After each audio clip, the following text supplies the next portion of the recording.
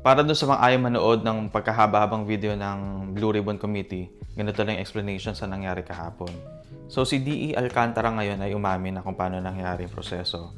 So, ganito nagsastart. Si Yusek Bernardo, meron siya nakukuha mga request mula sa mga senador na itong senador na to nagpasok ng 100 million. Sasabihin ni Bernardo, D.E. gawa ka naman ng project na makaka-kickback to ng 25%. So, si senador, gusto niya ng 25%. Pagpapalagay natin 25%, hindi exact figures na hiningi, pero for simplicity, 25%. So ngayon si Alcantara, gagawa ngayon ng project na worth 100 million. So meron siya ngayon 100M na kailangan gawin para mabigyan ng 25% itong si senador na nagbaba ng budget.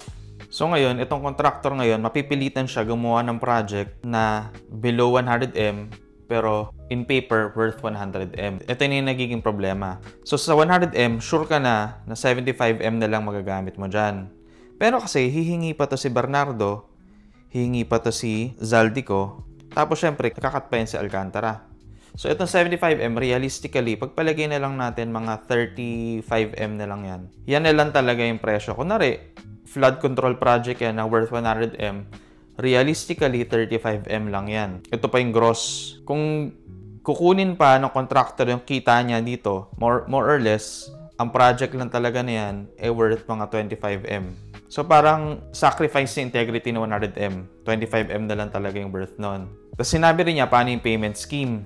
So nangyari, once mapasok, so sa senador, once mapasok niya dito, sa NEP yung insertions, kailangan nang magbigay ni Alcantara ng around, pagpalagay na natin 10%. Okay? Once malagay pa lang, wala pang na-approve malagay pa lang, kailangan niya magbaba. Ngayon, sure na to, si BICAM i-approve ni Zaldico. Pag na-approve na ni Zaldico, magbibigay ulit ng another 10%. For simplicity, ba? 25% hinihingi. So may 5% na lang. Yung 5% na yon dito na yan. Yung balance, dito na yan sa GAA. So, ganyan nangyayari. Yun lang.